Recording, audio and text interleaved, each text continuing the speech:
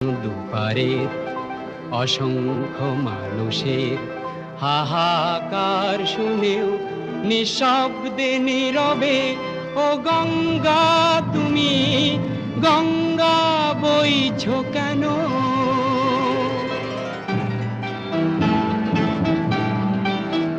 বিস্তীর্ণ দুপারের অসংখ্য মানুষের হাহাকার শুনেও নিঃশব্দে নীরবে ও গঙ্গা তুমি গঙ্গা বইছো কেন?